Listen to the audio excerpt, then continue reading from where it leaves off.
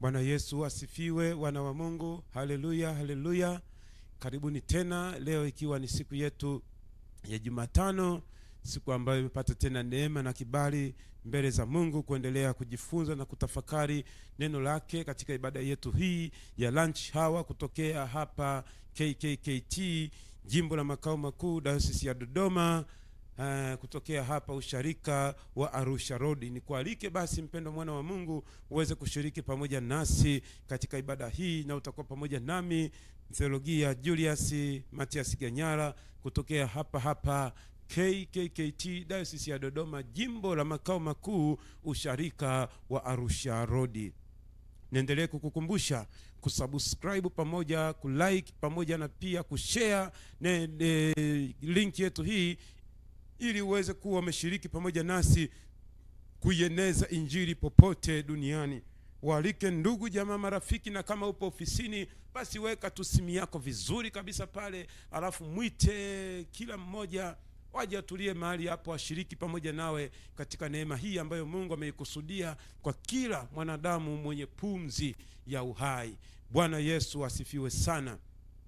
Na kwa wewe ambaye ndiye mara yako ya kwanza kuungana pamoja nasi, basi fuatilia mwendelezo wa vipindi hivi katika majuma kadhaa yaliyopita. Na siku ya jana tulikuwa tumeanza somo jingine. Basi kabla tujaingia katika somo hili, ninaomba basi tumshukuru Mungu na tuombe. Baba Mungu wa rehema na neema, asante kwa ajili ya upendo wako uliomkuu sana na uaminifu wako. Asante kwa ajili ya neema na kibali ulichotupatia tena kwa siku hii ya leo, kutuamsha tukiwa wazima na wenye afya njema. Umetupa sababu tena Mungu ya kukutana kwa njia hii ya mtandao kutokea hapa KKKT Dayosisi ya Dodoma, jimbo la makao makuu usharika wa Arusha Road, katika madhabahu yako hii takatifu. Ninaomba neema yako kutokea mahali hapa Bwana ikamfikie kila mmoja mahali alipo kwa ajili ya utukufu wa jina lako. Neno hili la hekima na maarifa likamfae kila mmoja na kumpa elimu zaidi ya kiroho, ili wasiendelee kupotea katika giza, wasiendelee kuishi kwa kukosa maarifa, bali Mungu mikononi mwako akapate kuwa salama. Uanze nasi tena kwa siku hii ya leo, na umalize pamoja nasi kwa utukufu wa jina lako Mungu Baba, Mwana na Roho Mtakatifu, katika jina la Yesu Kristo, amen. Bwana Yesu asifiwe sana. Basi mpendwa mwana wa Mungu, nikukumbushe kichwa cha somo ambacho tumeanza siku ya jana kujifunza. Tunazungumza kwa habari ya umuhimu wa kutambua majira ya kiroho katika maisha yako. Na siku ya jana tukaangalia neno kuu ambalo linatuongoza, tukatafakari kidogo, tukajifunza kwa wana wa Isakari kutoka katika kitabu kile cha Mambo ya Nyakati wa kwanza sura ile ya 12 ule mstari wa 32. Utakutana na habari za wana wa Isakari waliokuwa kwa idadi yao 200 hivi, ambao walikuwa na upeo mkubwa wa kutambua majira na nyakati na kuweza kushauri mamlaka, falme na viongozi mbalimbali, na wakati mwingine hata viongozi wa dini, kwamba nini kifanyike kwa wakati huo ambacho kilikuwa kiko ndani ya makusudi na mapenzi ya Mungu. Na lengo la somo letu, nikasema siku ya jana, ya kwamba tunatamani tuweze kusaidiwa na Mungu mwenyewe tunapotambua majira ya kiroho, tuweze kujua na kuishi ndani ya kusudi la Mungu, lakini pia tuweze kuishi ndani ya mpango wa Mungu kwenye maisha yetu ya kila siku. Bwana Yesu asifiwe sana.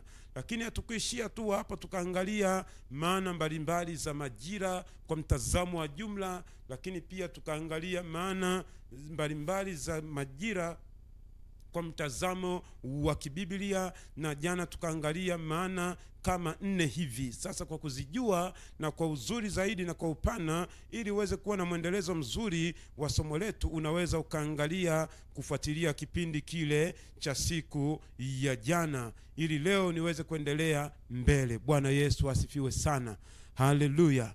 Kwa hiyo fuatilia kile kipindi cha jana, namna ambavyo tumeanza, utaweza kuwa na muunganiko mzuri na hiki kipindi cha leo. Kwa wewe ambaye ndio mara yako ya kwanza kuungana pamoja nasi, unaweza ukaanzia hapa, alafu kwa muda wako utakapopata utulivu, pata kufanya marejeo kwa kipindi ambacho tulikuwa nacho kwa siku ya jana ya Jumanne. Bwana Yesu asifiwe sana. Sasa jana tuliishia maana ya 4 ya mtazamo wa kibiblia kuhusu majira. Leo ninatamani tuangalie maana ya 5 ya mtazamo wa kibiblia kuhusu majira. Bwana Yesu asifiwe sana. Maana ya 5 ya kibiblia kuhusu majira. Majira ni wakati uliotimia unaoonesha utimilifu wa kusudi la Mungu na mpango wa Mungu ndani ya mtu. Oho, hiki ni kitu kingine tena ambacho unaweza kwa kitafakari kwa kina zaidi kwa mtazamo wa kibiblia. Kumbe majira ni wakati uliotimia, ni majira yanayoonesha utimilifu wa kusudi la Mungu na mpango wa Mungu katika maisha ya mtu. Majira kwa mtazamo wa kibiblia wakati mwingine ni wakati uliotimia. Ni wakati uliotimia. Wakati uliotimia kwa maana gani? Maana yake kusudi la Mungu limetimia na mpango wa Mungu umetimia kwa habari ya maisha ya mwanadamu. Maana yake ni nini? Maana yake ni kwamba wewe kusudi la Mungu umeliishi ukalitimiliza, na ratiba ya mpango wa Mungu kwenye maisha ya kwako imetimia. Ndio maana tunasema kwa mtazamo wa kibiblia, majira ni wakati unaoonesha umetimia ama utimilifu wa kusudi na mpango wa Mungu katika maisha ya mwanadamu. Tuangalie Matendo ya Mitume sura ya 13 ule mstari wa 36. Matendo ya Mitume sura ya 13 ule mstari wa 36. Neno la Mungu linasemaje? Kwa maana Daudi akiisha kulitumikia shauri la Mungu katika kizazi chake, alilala, akawekwa pamoja na baba zake, akaona uharibifu. Bwana Yesu asifiwe. Hii ni nukuu ya habari za mfalme Daudi. Tunakumbushwa katika kitabu cha Matendo ya Mitume, mwandishi anatukumbusha ya kwamba Daudi akiisha kulitumikia shauri la Mungu, akiisha kulitumikia kusudi la Mungu lililokuwa ndani ya ratiba na mpango wa Mungu uliotawala na kumiliki maisha ya Daudi, yalipotimia yote ambayo Mungu aliyaplani kwa Daudi, yalipoisha, Biblia inasema Daudi alilala. Maana yake alikufa. Maana yake aliondoka juu ya uso wa dunia. Sasa sitaki tuangalie kwa habari ya Daudi kuondoka duniani. Ninachotamani ukione ndani ya mstari huu ni kuisha kulitumikia shauri la Mungu katika kizazi chake, katika majira ya kipindi kile ambacho kilikuwa ni kipindi maalum special kabisa kwa ajili ya Daudi kuyafanya yale yote ambayo tunayasoma kwenye Biblia kwa habari ya Daudi, namna kumtumikia Mungu katika nyakati zake zote. Bwana Yesu asifiwe sana. Kwa hiyo kutimilika kwa kusudi la Mungu na mpango wa Mungu kwenye maisha ya mtu, huko ndiko tunasema ni majira ya kiroho. Lakini Mtume Paulo anasema nini kwenye Wagalatia 4 ule mstari wa 4 na wa 5? Wagalatia sura ya 4 ule mstari wa 4 na wa 5, neno la Mungu linasema, hata ulipowadia utimilifu wa wakati, hata ulipowadia utimilifu wa wakati, Mungu alimtuma mwanawe ambaye amezaliwa na mwanamke, amezaliwa chini ya sheria. Ule mstari wa 5, kusudi awakomboe hao waliokuwa chini ya sheria, ili sisi tupate kupokea hali ya kuwa wana. Ninachokizungumza hapa ni nini? Ni wakati utimilifu. Yani ni nini? Yani ni kwamba yale majira ambayo Mungu tangu zamani katika Agano la Kale kupitia vinywa vya manabii, kupitia sheria Torati ya Musa, alipokuwa akizungumza kwa habari za ujio wa Yesu Kristo kama mkombozi, wakati wa Mungu ulipotimia, muda wa Mungu ulipofika, sasa Mungu akasema umefika wakati wa kwenda kuwaingiza watu wangu katika agano jipya, umefika. Ndipo akamtuma Yesu Kristo. Yesu akaja katika jinsi, katika namna ya kibinadamu, akazaliwa na mwanamke. Kusudi ni nini? Awakomboe hao waliokuwa chini ya sheria, ili sisi tupate kupokea hali ya kuwa wana. Kwa hiyo wakati ulipofika wa Mungu kuwakomboa watu wake kutoka katika mfumo wa sheria, waingie katika mfumo wa imani katika neema ya Kristo, ulipofika, ndipo Yesu akaja duniani. Maana yake ni wakati wa Mungu aliopanga ulikuwa umetimia. Hakutaka kuvusha, hakutaka kusubiri tena zaidi. Ulipofika tu, hapo hapo akamtuma mwanawe Yesu Kristo, akaja duniani ili kufanya hayo ambayo Mtume Paulo anazungumza. Kwa hiyo kwa mtazamo wa kibiblia, majira ya kiroho ni utimilifu wa kusudi na mpango wa Mungu katika maisha ya mwanadamu. Bwana Yesu asifiwe sana. Maana ya 6 ya majira kwa mtazamo wa kibiblia ni kitu gani ambacho mwana wa Mungu ninatamani ukielewe, ninatamani ukijue, ninatamani ukiishi hicho? Ni ishara au alama au kiashiria cha mabadiliko katika maisha ya mtu. Majira ya kiroho, majira kwa mtazamo wa kibiblia, ni maana ya majira kwa mtazamo wa kibiblia. Bado hatujaangalia majira ya kiroho, tunaangalia maana ya majira kwa mtazamo wa kibiblia. Ni ishara au alama au kiashiria cha mabadiliko katika maisha ya mtu kulingana na hali halisi ya mazingira ya nje. Hali halisi ya mazingira ya nje. Mfano, majira ya kungoja, majira ya mapambano, majira ya ushindi, majira ya kuinuliwa na kadhalika na kadhalika. Yale mambo ambayo tunayaona kwa jinsi ya nje, vile viashiria vya mabadiliko tunavyoweza kuviona kwa jinsi ya nje, ni moja kati ya viashiria ambavyo vinatoa alama ama vinatoa ishara ya kwamba upo katika majira fulani, upo katika wakati fulani ambao unaashiria mabadiliko katika maisha. Ile hali ya nje inatoa tafsiri ya kwamba upo katika majira gani, upo katika nyakati gani. Bwana Yesu Kristo asifiwe sana. Zaburi ya 1 ule mstari wa 3. Zaburi ya 1 ule mstari wa 3. Neno la Mungu linasemaje hapo?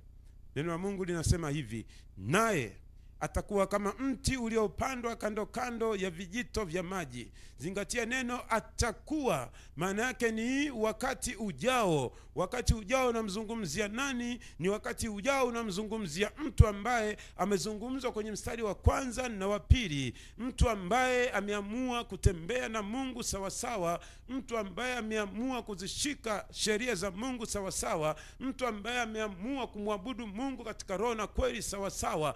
viashiria vya matokeo ya uamuzi wake mzuri, ndivyo hivi ambavyo mtunga Zaburi anazungumza. Anasema na uzao wake atakuwa kama mti uliopandwa kando kando ya vijito vya maji, uzao matunda kwa majira yake, wala jani lake halinyauki, na kila alitendalo litafanikiwa. Anatumia lugha ya picha kuonesha jinsi ambavyo mti uliopandwa kando kando ya maji unavyositawi. Unapofika muda wa kustawi, unapofika muda wa matunda, tunaona kabisa mti ukichanua, umetoa maua, tunajua kabisa hapa tunaelekea kula matunda. Ndivyo inavyokuwa kwa mwana wa Mungu ambaye ameyatambua majira yake ya kiroho. Atatembea sawa sawa na vile Mungu anavyotaka, na muda wa baraka za Mungu na neema ya Mungu kufunuka kwenye maisha ya kwake utakapofika, tutaona tu viashiria kwa jinsi ya nje. Tutaona kila analolifanya linafanikiwa. Ataona kufanikiwa tu, ataona kuinuliwa katika eneo la uchumi,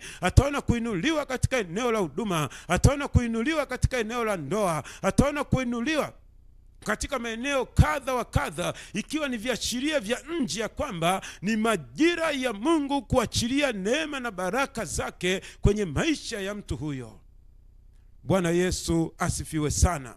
Hicho kitu ambacho tunakiona katika Zaburi ya kwanza ule mstari wa 3. Bwana Yesu asifiwe sana. Sasa mpendwa mwana wa Mungu, niombe tuingie katika kipengele cha 3 cha somo letu, kuangalia maana ya majira ya kiroho. Tumeshaona maana ya majira kwa ujumla. Tumeshaona mtazamo wa kibibilia kuhusu majira. Na sasa tuangalie maana ya majira ya kiroho. Tunaposema umuhimu wa majira ya kiroho, umuhimu wa kutambua majira ya kiroho, ni kitu gani ambacho mwana wa Mungu ninatamani uweze kukielewa, ili unapokifanyia kazi sasa kutokana na umuhimu wake uweze kuona matokeo chanya. Bwana Yesu asifiwe. Tunaposema majira ya kiroho ni kipindi au wakati wa mabadiliko ya hali ya kiroho. Ninarudia, ni majira ya kiroho ni kipindi au wakati wa mabadiliko ya hali ya kiroho yaliyobeba kusudi na mpango maalum wa Mungu ndani ya mtu husika. Zingatia neno mabadiliko ya hali ya kiroho. Majira ya kiroho ni mabadiliko ya hali ya kiroho yaliyobeba kusudi na mpango maalum wa Mungu ndani ya mtu husika. Majira ya kiroho. Nini tunachojifunza ama tunachotamani kukiona kwa kina zaidi? Hapo maana yake tunataka tuangalie ile hali ya mabadiliko ya kiroho ambayo ndani yake yameambatana na kusudi na mpango wa Mungu. Ile hali ya mabadiliko kutoka viwango fulani kwenda viwango fulani. Either unatoka chini kupanda juu zaidi kwa viwango vya kiroho, ama unatoka juu unashuka chini hali yako ya kiroho. Kutembea katika nuru na kutoka gizani, na wakati mwingine kutoka katika nuru na kutembea gizani. Mabadiliko ya hali ya kiroho. Mabadiliko ya hali ya kiroho ndio tunazungumza kwa habari ya majira ya kiroho. Lakini pia maana ya majira ya kiroho, nini maana yake ambacho tunaweza tukaona kwa kina zaidi? Ni mfumo mpya au mwelekeo mpya wa kiroho. Ni mfumo mpya au mwelekeo mpya wa kiroho. Kwenye mabano, uhusiano wa viwango vingine. Uhusiano wa kiroho wa viwango vingine ambao unakuwa ndani ya mtu, unaoasisiwa na Mungu mwenyewe kwa lengo la kutimiza kusudi na mpango maalum wa Mungu ndani ya mtu husika. Bwana Yesu asifiwe. Majira ya kiroho, maana nyingine ambayo inaweza kukusaidia kuelewa majira ya kiroho, ni mfumo mpya au mwelekeo mpya wa kiroho ndani ya mtu, unaoasisiwa na Mungu mwenyewe kwa lengo la kutimiza kusudi na mpango maalum wa Mungu kwa mtu husika. Bwana Yesu asifiwe sana. Kwa hiyo kama ni mpango unaoasisiwa na Mungu mwenyewe, mwelekeo mpya wa kiroho, ni lazima upate kujua, ni lazima upate kujua, kuelewa kwa nini Mungu amenianzishia mwenendo mpya wa kiroho. Kwa nini Mungu amenianzishia mpango mpya wa kiroho? Kwa nini Mungu amenianzishia mahusiano mapya, mwelekeo mpya wa kiroho? Kwa nini Mungu aliamua kufuta agano la kuondoa agano la kale na kuleta agano jipya? Kwa nini Mungu ameamua kusitisha mambo ya sheria na matendo ya mwili na kuingia katika neema kwa njia ya imani katika Yesu Kristo? Kwa nini? Kwa sababu hayo yote ni mabadiliko ya hali ya kiroho, ni mabadiliko ama ni mfumo mpya au ni mwelekeo mpya ambao Mungu mwenyewe ndiye aliyeutengeneza na kuwataka watu wake waishi katika mwelekeo, katika mfumo huo mpya, majira ya kiroho. Bwana Yesu asifiwe sana. Haleluya. Lakini maana ya tatu ya majira ya kiroho, maana ya tatu ya majira ya kiroho tunasema ni nyakati au vipindi vya kipekee ambavyo Mungu anamwandalia au kumwekea mtu kwa ajili ya kumsaidia kukua, kumsaidia kumwandaa au kumbadilishia mfumo wa maisha ya kiroho.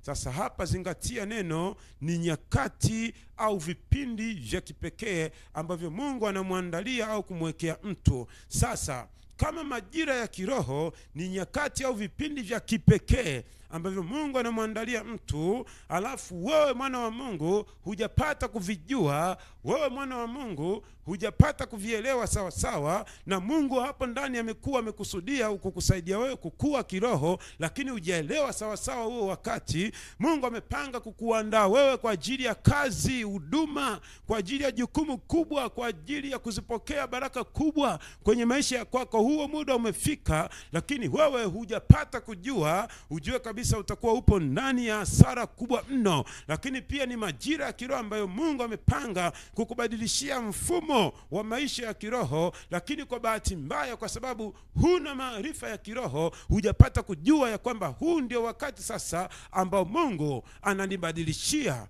majira yangu ya kiroho, Mungu ananibadilishia mfumo wa maisha yangu ya kiroho. Hujapata kujua, utaingia hasara ya namna gani?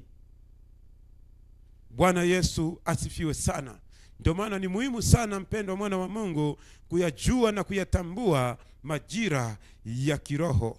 Kadiri ambavyo tunazidi kusonga huko mbele, tutakuja kujifunza namna ya kutambua majira ya kiroho. Ndio kiini ama mzizi wa somo letu hili. Bwana Yesu asifiwe sana.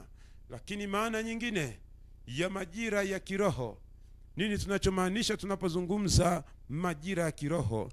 Majira ya kiroho ni daraja la kiroho kutoka hali au hatua fulani kwenda katika hali au hatua nyingine iliyo bora zaidi. Haleluya. Ni daraja la kiroho, ni kivuko cha kiroho kutoka hali au hatua fulani kwenda katika hali au hatua nyingine ambayo ni bora zaidi kuliko hiyo ambayo yawezekana uko nayo sasa. Kwa nini? Ni kwa sababu ya kusudi na mpango wa Mungu aliyokusudia kwenye maisha ya kwako. Ni kusudi na mpango wa Mungu, ratiba ya Mungu iliyofungwa kwenye nyakati husika, nyakati maalum. Kwa hiyo majira ya kiroho yanapofika, yanakuhitaji ufikie hatua fulani ya kiroho, ili katika viwango hivyo utakavyokuwa umevifikia kwa wakati huo, ndipo Mungu sasa afanye lile alilolikusudia. Sasa pata picha ya kwamba huyajui majira ya kiroho. Ni hasara ya namna gani ambayo utakuwa umeingiza katika ufalme wa Mungu. Bwana Yesu Kristo asifiwe sana. Mwandishi mmoja, kitabu chake nimenukuu katika kitabu chake, anaitwa Os Guinness. Yeye aliandika hivi, anasema majira ya kiroho yanaweza kupita bila mafanikio ikiwa mtu hatatambua kile Mungu anafanya wakati huo. Ni kweli kabisa. kama nilivyosema siku ya jana kwamba majira ya kiroho ni fursa za kipekee. Sasa tayari Mungu ameshafungua milango ya neema kwenye maisha ya kwako. Mungu ameshafungua milango ya baraka kwenye maisha ya kwako. Ni fursa za kipekee ambazo zimefungwa ndani ya muda husika.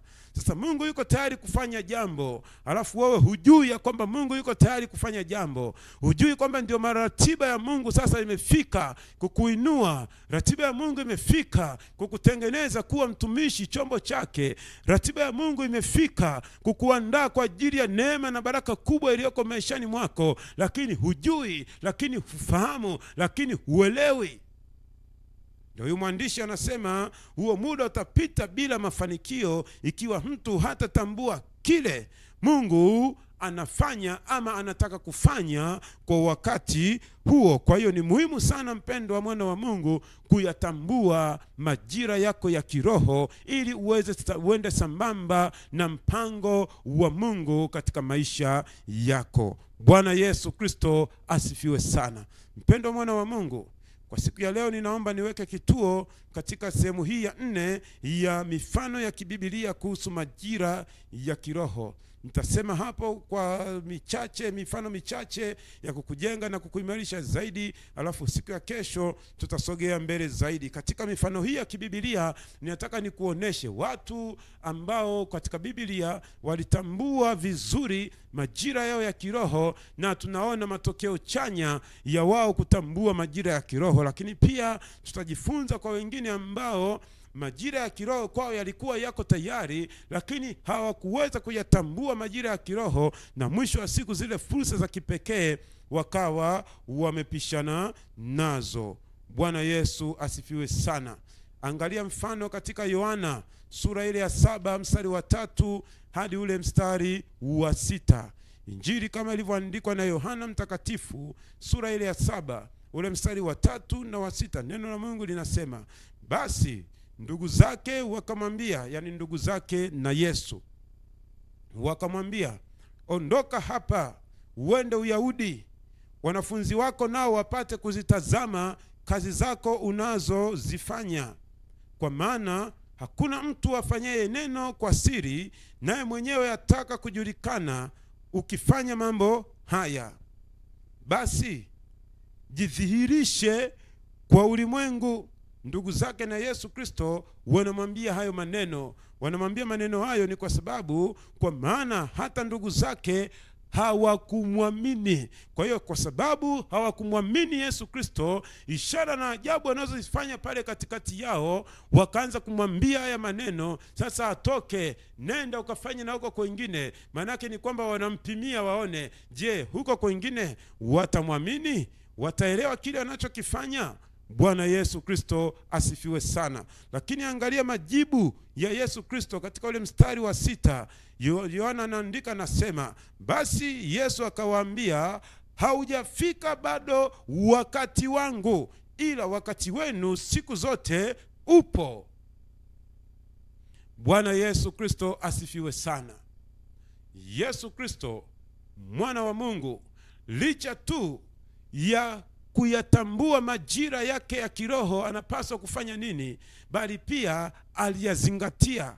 Alikuwa ana nidhamu. Sio kwamba alishindwa kuwaonesha jeuri ya kiroho kwamba yeye ni mwana wa Mungu. Angeweza kutoka, angeenda kutenda ishara na ajabu na miujiza, na hakuna ambaye angemhoji, hakuna ambaye angemzuia, hakuna ambaye angemuuliza swali lolote. Lakini kwa kuwa majira yake, wakati wake wa kufanya hayo mambo ulikuwa haujafika, ndio maana aliwajibu jibu hilo. Kama na yeye angeamua kuonyesha umwamba wake wa kiroho, ni kweli angetenda ishara na miujiza, ni kweli watu wangeona, wangeamini, wangepokea, lakini ingekuwa ni nje ya ratiba na mpango wa Mungu uliokuwa umefungwa kwa wakati maalum wa kufanya hayo mambo ndani ya Uyahudi. Bwana Yesu asifiwe sana. Haleluya, haleluya. Tuangalie mfano wa mwisho, nitaweka kituo hapo kwa siku ya leo. Matendo ya Mitume sura ya 1 ule mstari wa 8. Matendo ya Mitume sura ile ya 1 mstari wa 8. Neno la Mungu linasema hivi, lakini mtapokea nguvu, mtapokea wakati ujao, akiisha kuajilia juu yenu Roho Mtakatifu, nanyi mtakuwa mashahidi wangu katika Yerusalemu na katika Uyahudi wote na Samaria na hata mwisho wa nchi. Ni maneno ya Yesu Kristo akiwapa wanafunzi wake maelekezo ya kuusubiri wakati rasmi wa kujazwa nguvu, uweza wa Roho Mtakatifu ndani yao utakaowawezesha kustahimili dhiki, tabu, changamoto nyingi atakazokutana nazo, upinzani mkali wa kazi ya kuieneza Injili watakaokutana nao hapo baadaye. Ndio maana akawaambia na kuwapa tahadhari, subirini wakati wenu mpaka mtakapojazwa nguvu za Roho Mtakatifu. Bwana Yesu asifiwe sana. Si kwamba mitume walikuwa waweze kuifanya kazi ya Injili.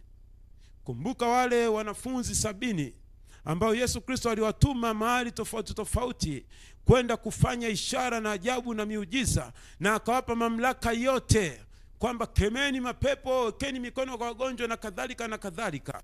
Kweli lile kundi la wanafunzi 70 wakaenda wakatawanyika, wakafanya kazi vizuri kabisa, na wakarudi na taarifa njema ya ushindi. Wakafurahia kuleta hesabu nzuri kwa Yesu kwamba tumeona Bwana, tumeifanya kazi yako, hata na pepo wanatutii. Yesu Kristo akasema safi, lakini msifurahi kwa sababu pepo wanawatii, bali furahini kwa kuwa majina yenu yameandikwa katika kitabu cha uzima. Bwana Yesu Kristo asifiwe. Kwa nini nimekupa huo mfano kukukumbusha? Ni kwamba hawa wanafunzi mitume wa Yesu Kristo uwezo wa kwenda uraiani kuichapa Injili walikuwa nao, lakini wakati waliokuwa wanaambiwa wausubiri ni ule wakati wa kujazwa uwezo wa Roho Mtakatifu ndani yao, ambao utawatia nguvu kukabiliana na vita kali, upinzani mkali ambao utapelekea mauti kwa baadhi yao. Mauti tena ni mauti mbaya, kufa vifo vibaya.